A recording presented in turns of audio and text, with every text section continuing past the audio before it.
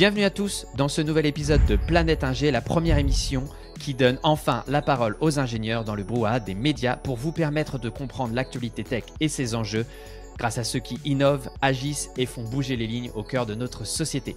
Si vous aimez l'émission et que vous souhaitez la faire connaître, c'est très simple. Envoyez dès maintenant à 3 personnes de votre entourage le lien de l'émission. Un petit geste pour vous, un grand pas pour l'émission. Et n'oubliez pas de vous abonner en cliquant sur le bouton suivre de votre plateforme favorite. Je vous laisse en compagnie de l'invité. Bon épisode et bonne écoute. Bonjour Adrien, merci d'être avec moi sur ce nouvel épisode de Planète Ingé. Je te laisse te présenter aux auditeurs.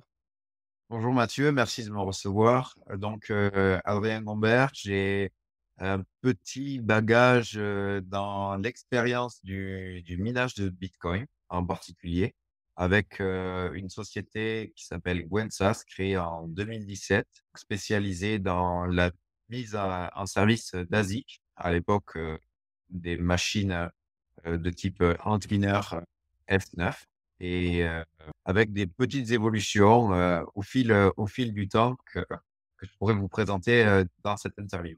Oui, ben, on a déjà entendu deux trois mots qui parlent, à personne, donc Mmh. on va essayer d'être, faire un peu marche arrière. Juste pour donner aujourd'hui la thématique de l'épisode, je suis très content de le faire cet épisode parce que pour moi, il regroupe 2 thèmes qui me tiennent, à cœur, l'énergie et le bitcoin. Ce sont des sujets qui sont, malmenés dans les médias en permanence et c'était important pour moi aujourd'hui de faire, un petit, une petite mise à jour ou au moins, d'essayer d'expliquer le mieux possible aux auditeurs qui n'y connaissent rien et ceux qui voudraient y comprendre un petit peu plus les enjeux autour de Bitcoin. Donc on va commencer, par le début, si ça te dérange pas. Gwensas, qu'est-ce que ça veut dire justement? C'est quoi la signification derrière le nom de ton entreprise? Il n'y a pas de signification particulière, c'était les initiales de nos noms avec mon 1er associé et SAS, c'est le statut juridique, donc rien de bien glorieux. D'accord, OK. Comment tu es venu à t'intéresser à Bitcoin toi? À quelle époque ça a commencé? Alors, j'ai commencé à m'intéresser en Bitcoin en 2016.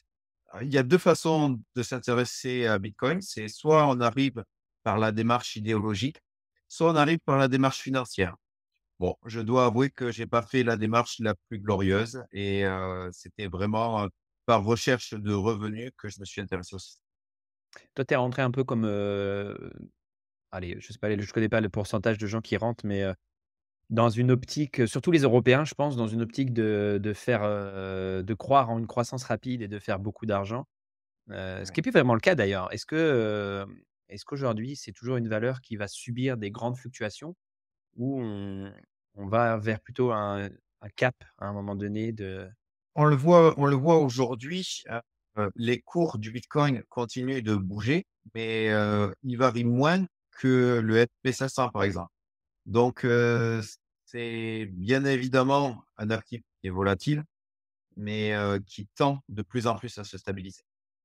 la démarche idéologique de ceux qui viennent par, philosophie, c'est quoi justement?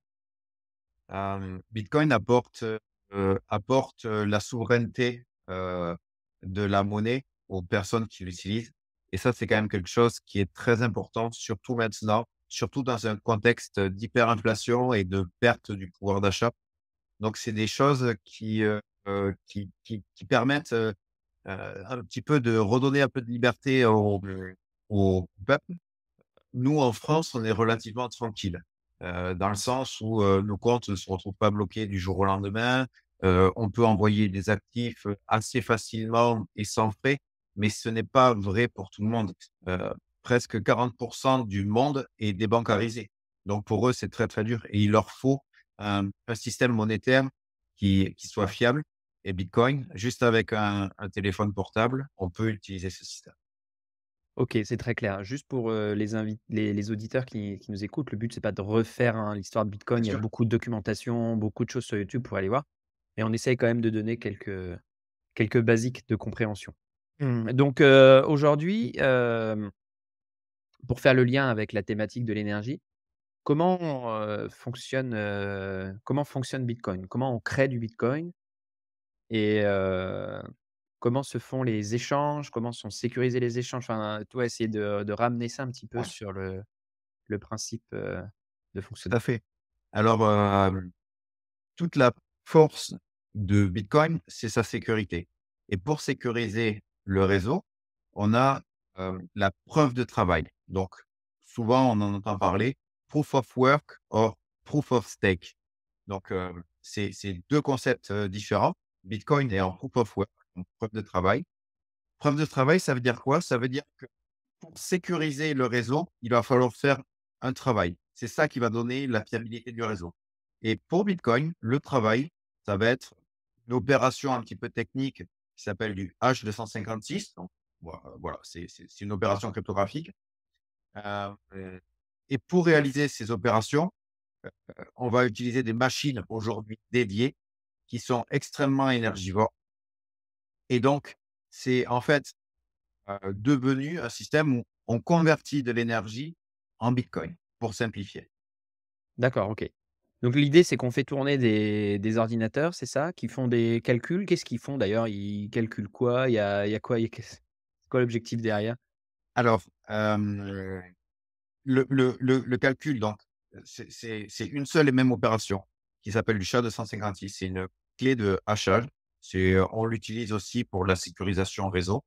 Mais, dans le cadre de Bitcoin, en fait, c'est une opération simple qui permet justement de de demander énormément de capacité de calcul, pour trouver un résultat donné.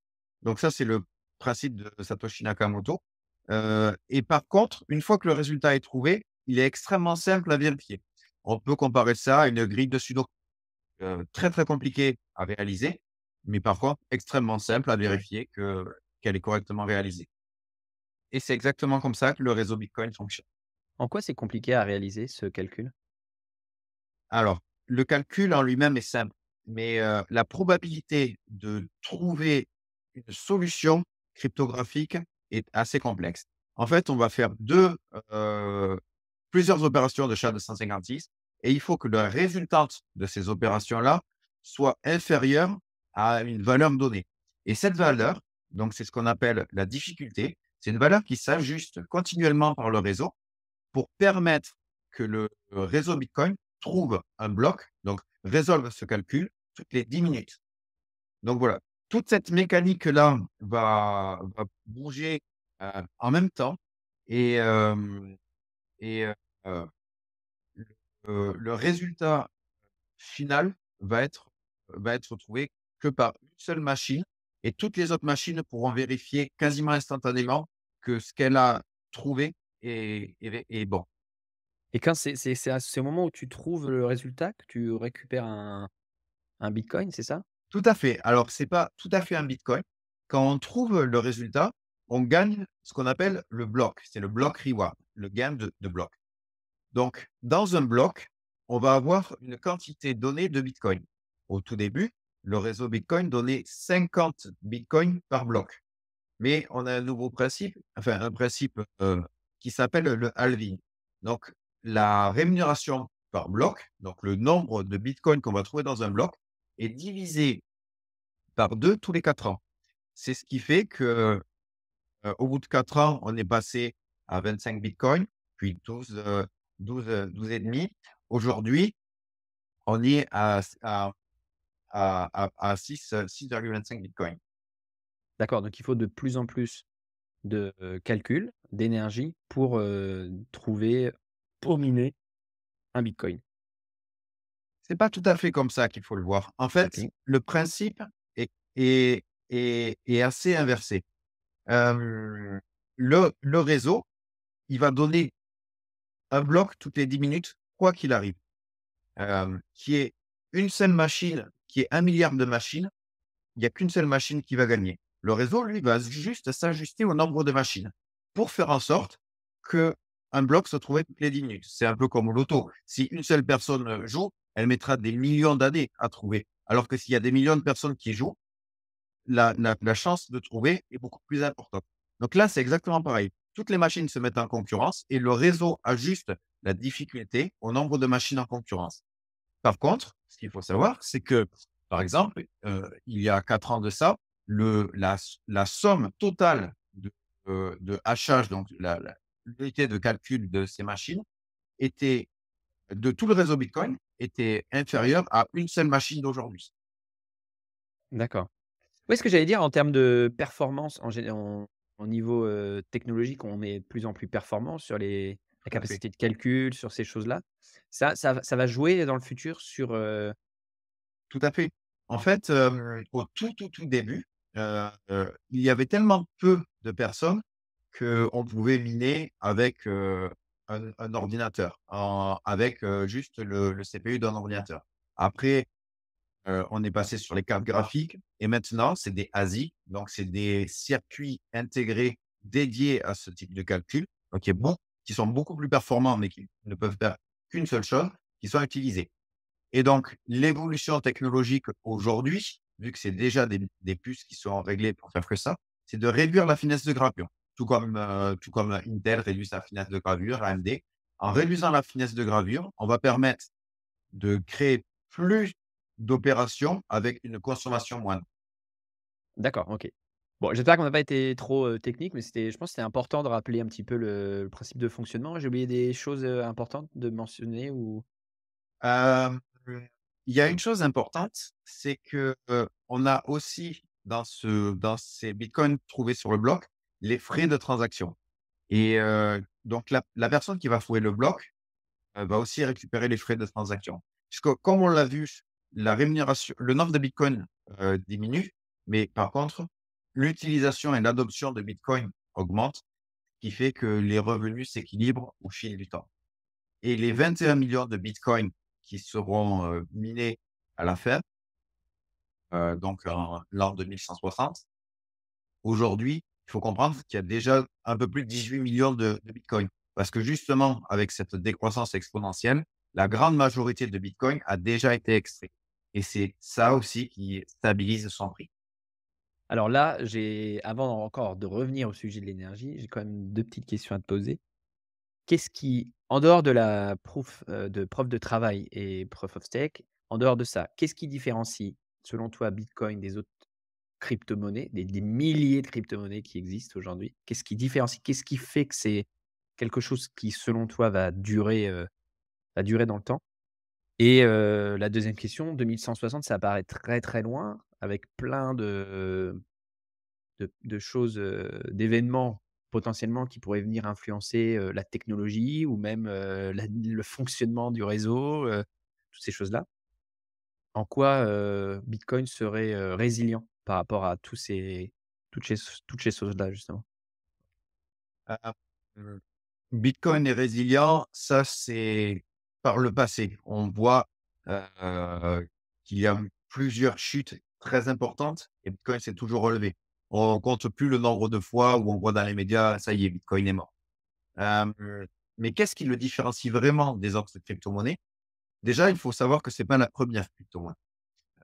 Il y a eu d'autres crypto-monnaies qui sont sorties, sauf qu'elles étaient centralisées. Bitcoin est la première crypto-monnaie réellement décentralisée. Aujourd'hui, heu, par exemple, on va prendre Ethereum, qui est la seconde plus grosse crypto-monnaie. On a un système centralisé. Au-delà de la preuve de travail et de la preuve d'enjeu, on a un système qui est centralisé. On peut, mettre Vitalik Buterin, donc le dirigeant d'Ethereum, en prison. Satoshi Nakamoto, on ne sait même pas s'il existe, on ne sait même pas s'il a existé, si c'est un pseudonyme, une seule personne. Le système est complètement autonome. Donc Bitcoin ne peut pas être arrêté, alors que les autres crypto-monnaies peuvent l'être. OK, super clair. Hem, on s donc on pour, faire fonctionner tout ça, il faut, beaucoup d'énergie et c'est un des arguments principaux des ignorants ou volontairement des politiciens qui veulent diriger, ou orienter la conversation ou, à Noël, quand vous discuterez autour du gigot de famille, «Oui, mais Bitcoin, ça consomme trop d'énergie, ça va pas du tout, c'est un problème environnemental». Voilà, d'où ça vient cette rumeur et est-ce que c'est fondé? Alors, est-ce que Bitcoin consomme de l'énergie? La réponse est oui, puisque parce que justement c'est compliqué d'extraire et compliqué, comprendre, coûteux, donc en énergie, que le réseau est sécurisé. Maintenant, il faut analyser cette énergie. Qu'est-ce que, heu, qu'est-ce quel est l'impact de la consommation de cette énergie? D'où elle vient? D'où elle provient? Alors là, il faut aller un petit peu plus loin, ça va être un petit peu plus technique, mais il faut comprendre que, l'énergie renouvelable et donc on est en train de plus en plus d'y aller, dégage énormément d'excédents qui ne sont, heu, pas forcément vendables. Par exemple, quand on construit un barrage hydroélectrique, on ne le construit pas pour les 10 maisons qui sont autour du barrage. On va le construire pour les 100, 200, 300 ans à venir. Donc, là où la consommation serait, par exemple, de 1 mégawatt, on va construire un barrage de 100 mégawatts. Mais qu'est-ce qu'on fait des 99 mégawatts excédentaires? En fait, c'est soit on les jette, soit on va pouvoir les stocker, mais stocker de telles capacités d'énergie, ce n'est pas possible. Soit on va pouvoir les distribuer sur le réseau électrique du pays, mais encore faut-il que ces barrages soient raccordés au réseau électrique du pays. Ce qui n'est pas toujours vrai, surtout pour les petites productions, notamment ce qu'on peut trouver, en Afrique avec plein de micro-productions, locales, donc qui sont assez proches des zones de population. Donc économiquement, ces centrales hydroélectriques ne vont pas être viables. Donc ces projets ne sortent pas, donc on ne l'économie du renouvelable n'est pas viable. Nous, on va permettre, d'aller consommer cette énergie qui est de toute façon perdue pour justement, apporter un talon de consommation, un support au développement des énergies renouvelables. Donc, bien sûr, on va consommer, mais on va consommer en tant que support à l'énergie renouvelable. Parce qu'il ne faut pas se leurrer, l'écologie, c'est très bien, c'est très beau, mais sans économie derrière, ça ne marche pas. Personne il va investir à perte. Donc, si on n'a pas ce talent de consommation, les centrales et les projets n'aboutissent pas. Moi, par rapport à ce que tu dis, c'est totalement vrai. Enfin, je veux dire, même en revenant en Europe ou en France, aujourd'hui, les soi-disant fournisseurs alternatifs qui, depuis 10 ans, profitent de la manne, de la reine, n'ont pas investi un caillou, dans la production électrique, renouvelable. Pourquoi? Parce que, voilà, ils attendaient que ce soit l'État ou d'autres qui mettent la main à la poche.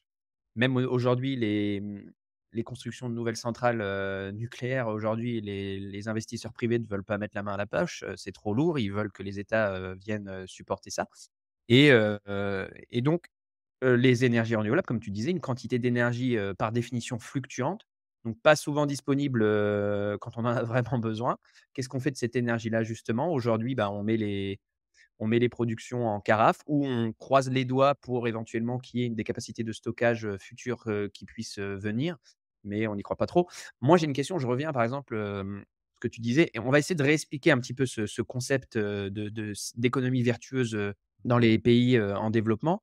Mais, ma question là, elle concerne surtout, la France et l'Europe. Aujourd'hui, on est en pénurie de production électrique, hein, c'est même pas la question de on n'a même pas assez de capacité de renouvelables,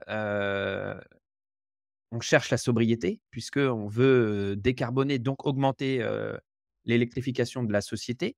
On court après les sources de production électrique. Est-ce que, les kilowatts ou les gigawatts, qu'on aurait en surplus, il y a vraiment un intérêt à les mettre dans, le mining, de bitcoin? Alors déjà, il faut savoir qu'il y a plus de mining en Europe. Heu, l'électricité est trop chère D'accord, et il y a très, très peu d'électricité perdue parce que la grille énergétique de l'Europe est très développée. d'accord. Donc, l'impact du minage de bitcoin est beaucoup moins vertueux en Europe que ce qu'on pourrait avoir dans d'autres pays, pardon.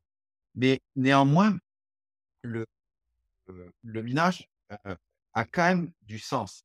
Par exemple, EDF, doit dimensionner son parc pour absorber des pics de consommation. Mmh. À savoir, heu, le parc, nucléaire doit pouvoir, assumer 100 gigawatts en pic de consommation, mais le pic de consommation, c'est 3 fois moins que la consommation moyenne. Bah, oui. Donc on connaît aujourd'hui les problèmes, du nucléaire français, c'est les centrales sont vieillissantes, le, hem, la variation de la capacité de production des centrales nucléaires est très limitée parce que de toute façon, les barres d'uranium qu'on retire le graphène ou qu'on le réinjecte, elles vont s'user, heu, quasiment pareillement. Donc qu'est-ce qu'est-ce qui se passe? On va avoir, heu, de l'excédentaire. On peut l'envoyer sur d'autres pays et c'est ce qui se fait. Mais si on se met à relancer le restant du parc nucléaire, qui est en carafe, c'est sûr qu'on aura énormément d'excédents et d'énergie perdue. Tout ça pour absorber quelques pics, en période faste et donc le mining pourrait être une solution, pour justement rentabiliser et permettre de lever, heu, des, heu, des fonds de maintenance pour ce parc nucléaire. Très intéressant et le petit hydroélectrique justement, parce que moi je tiquais, j'ai vu la dernière fois, la semaine dernière, je lisais un article comme quoi les pseudo-écologistes s'opposaient à la enfin même pas s'opposer, c'est imposer la destruction d'un barrage, Tout dans à le sud fait. de la France, un mini barrage, mais passons cette anecdote, absolument ubuesque. Le petit, hydroélectrique en France, il est, je crois, pas très développé. On pourrait le redévelopper justement grâce à ça. Après c'est toujours Le petit hydroélectrique est encore, en cours de développement, mais c'est très délicat, pour, des raisons, d'attaque des associations, écologistes pour la continuité écologique des cours d'eau. Ce qu'il faut savoir, c'est que, heu, effectivement, on a connu cette situation, complètement ubuesque où on a fait détruire le souhait de faire détruire une centrale, neuve. Mais il faut savoir que, la plupart des moulins existent depuis très, très, très longtemps et les retenues d'eau permettent de garder, un bassin tampon qui permet aux poissons et divers animaux d'avoir en été encore un point d'eau. Si on détruit ces barrages, OK, la continuité écologique est là, mais il y aura plus aucune espèce vivante. Donc, il faut faire vraiment très attention à tout ce qui est dit. Le problème écologique, c'est un problème qui est scientifique et ça doit pas être géré par des politiques. Heu, enfin, bien sûr, il doit être pris par les politiques, mais il faut toujours garder un fondement scientifique logique. OK. On revient un petit peu, et je pense qu'on regarde trop Bitcoin avec des yeux, de Français, d'Européens, voire en fait, finalement, où c'est une zone géographique où l'adoption est assez faible. Heu, Si on regarde, Bitcoin avec des yeux, plus extérieurs, toi, ta zone de «jeu» entre guillemets, elle est à l'international. Quel type de pays? Et bah, c'est le moment où tu vas pouvoir nous expliquer un petit peu, quels sont les projets, vertueux, au niveau énergétique qui sont, engagés à l'extérieur de l'Europe justement. Tout à fait. Il faut savoir que les pays qui ont, l'œil sur Bitcoin, c'est d'abord des pays qui, qui subissent, certaines monnaies. Par exemple, on va retrouver, les pays, qui étaient indexés sur le dollar avec, une dilution énorme de cette monnaie et l'injection se fait en Amérique, se fait pas dans les pays, qui utilisent la monnaie. Donc un appauvrissement, assez massif et en solution, parallèle, le Bitcoin. Le Salvador a utilisé, Bitcoin comme monnaie officielle, justement pour pouvoir s'émanciper, de ces contraintes financières.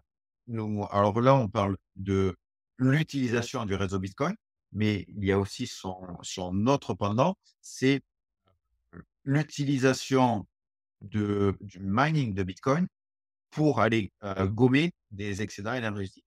Et donc là, on va avoir plusieurs, pays, donc BBGS, la structure que nous gérons et en Afrique, pour justement aider, le développement de microcentrales, ce qui permet d'apporter aux populations locales une alternative, au Makala, donc qui est le charbon de bois qui vient détruire la forêt primaire. Heu, Ils ont besoin de pouvoir faire, cuire leur nourriture, bouillir leur eau.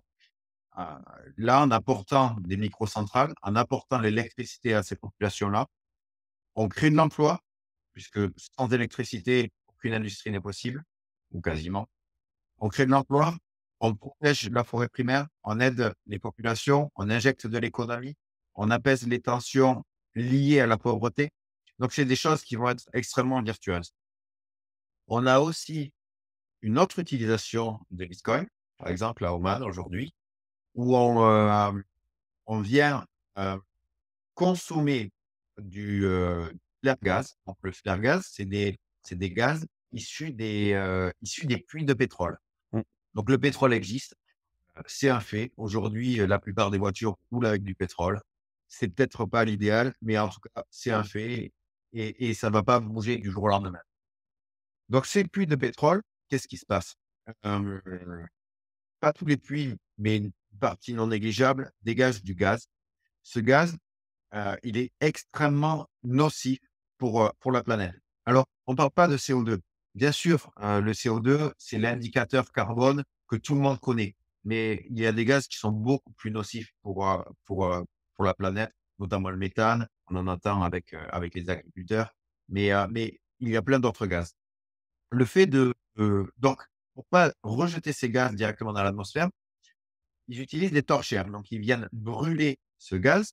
Le problème, c'est que les torchères, quand il y a du vent, heu, la combustion est très faible. On est de l'ordre de 40-60. Ce gaz pourrait être capté et recyclé, brûlé dans des turbines un petit peu plus, performantes, efficaces. Sauf que toute cette infrastructure a un coût et les puits de pétrole sont bien évidemment assez isolés des mines, des villes et des infrastructures.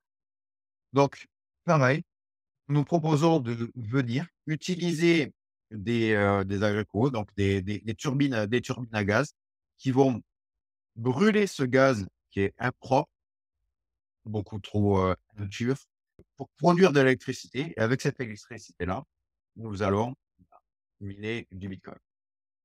OK, c'est super clair. Donc à chaque fois, on essaye de créer de l'électricité, mais les infrastructures pour créer cette électricité sont chères. Donc on essaye de l'associer à du minage de bitcoin pour créer une boucle économique, vertueuse. Là, pour le coup, on va revenir aux centrales électriques, en Centrafrique, c'est ça?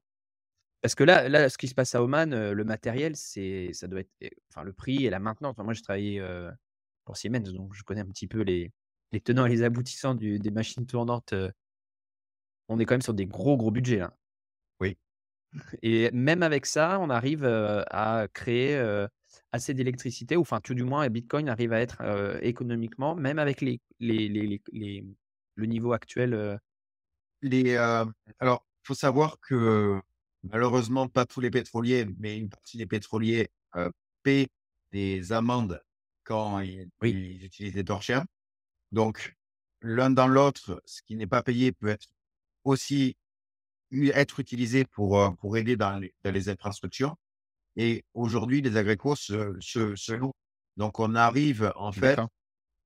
à amortir un parc, sachant que Pintui, il va pouvoir donner pendant 1 an et puis se tarir. L'avantage de Bitcoin, c'est qu'on vient miner en conteneur. Le jour où le puits est tabi, on se déplace vers une autre structure. Tout comme les usines hydroélectriques, vous l'avez bien compris. Ce qui est important, c'est de développer l'hydroélectricité pour les populations. Nous, on n'est que support.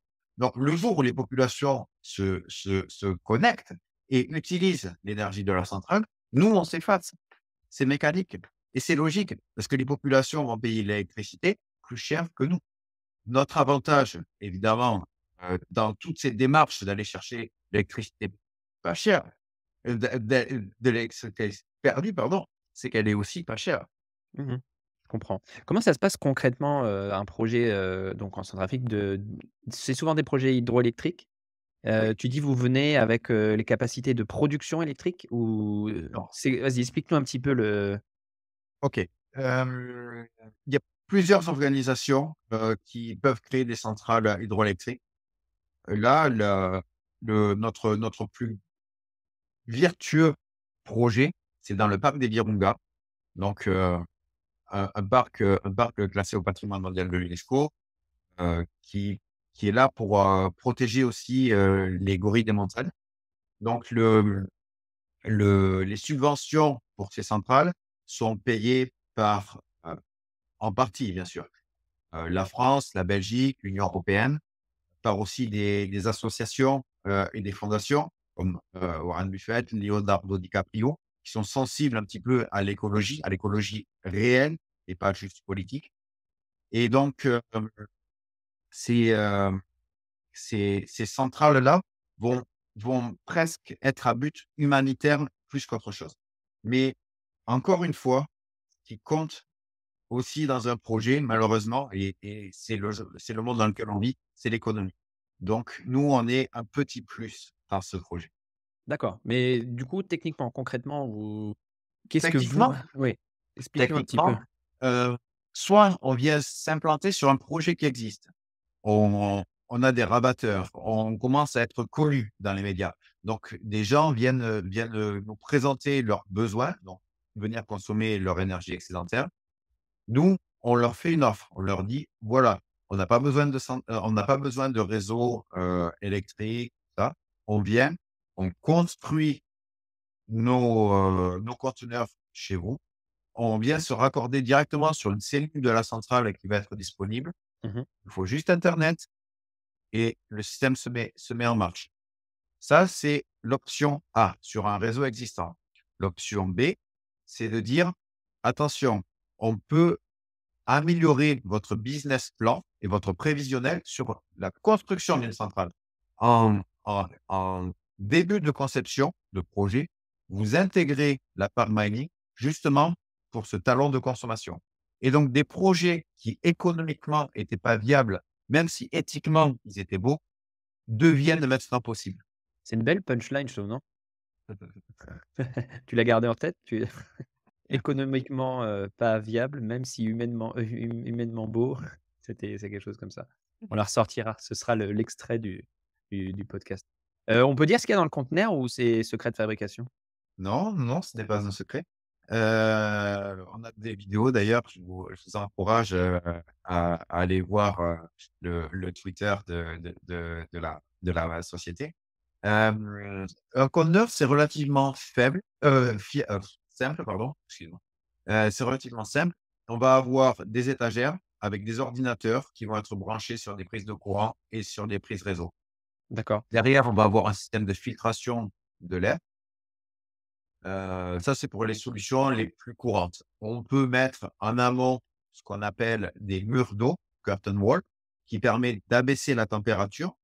Et après, on a des solutions plus extrêmes, comme Orban, où on vient faire de l'immersion cooling. Donc, c'est les ordinateurs sont directement immergés dans des fluides diélectriques qui permettent de stabiliser et de complètement couper l'environnement extérieur du ventilateur, puisqu'on est sur un milieu très chaud, sableux et salin.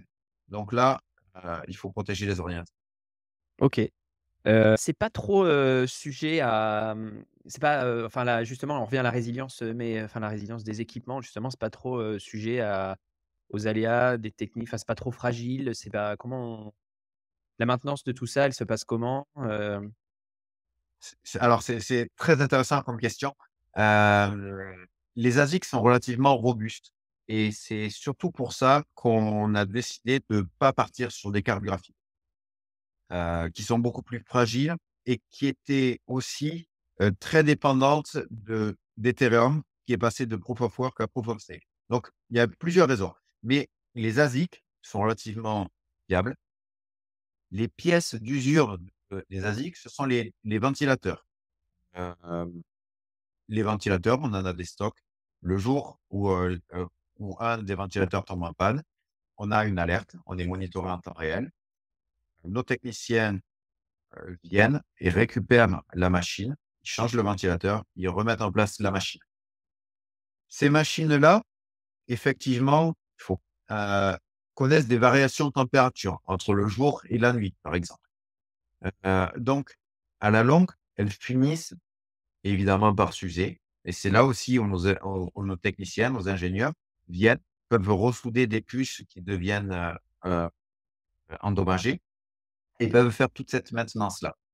L'avantage de l'immersion cooling, c'est que on a un système qui est sans ventilateur, qui est notre première cause de panne, et qui permet, grâce au fluide, avec son inertie, d'avoir une température constante. Donc en immersion cooling, la maintenance est devient, quasiment inexistante. OK. Bah, c'est super intéressant. Est-ce que, il y a d'autres projets, dont tu as connaissance, dans le monde? Alors, je pense qu'on a la dernière fois dans les médias, on a vu beaucoup de giga-fermes au Texas, ça pose des vrais problèmes ou c'est aussi un système, vertueux? Enfin, il y a des éléments peut-être, nous on n'est pas au courant et en fait finalement c'est bien ou de ton point de vue c'est pas bien? Toutes les fermes sont pas sur, des énergies, vertueuses. En fait, c'est des problèmes économiques et sur certaines positions, on va avoir des aberrations économiques. C'est des choses qui ne sont pas logiques. Alors, OK pour le Texas, mais je vais prendre l'Iran qui est encore plus significatif. C'est-à-dire qu'ils ont du gaz, à plus savoir quoi en faire. Donc en fait, le prix du gaz est très, très bas et donc on va pouvoir miner du bitcoin de façon rentable sur du gaz. Mais en fait, ce n'est pas une vraie logique. C'est juste parce qu'à un point précis, on a quelque chose qui n'est pas logique. Au Texas, ils vont avoir d'autres sources d'énergie qui sont pas forcément toujours très belles, mais il faut bien voir que les États-Unis sont en train de durcir les règles au niveau du minage et que de plus en plus de mineurs aux États-Unis, délocalisent, notamment Paraguay, puisqu'au Paraguay, on est, alimenté sur le barrage d'Itaï. Donc c'est, le second plus gros barrage au monde avec une capacité, excédentaire énergétique de 5 gigawatts. 5 gigawatts, c'est colossal, c'est 5 heures nucléaires, c'est colossal. OK. J'avais entendu parler aussi d'un projet aux Pays-Bas où, quelqu'un utilisait la chaleur du minage pour réchauffer les serres de tulipes justement. Tout Donc là, à on a fait. encore une utilisation circulaire de l'énergie. Tout à fait.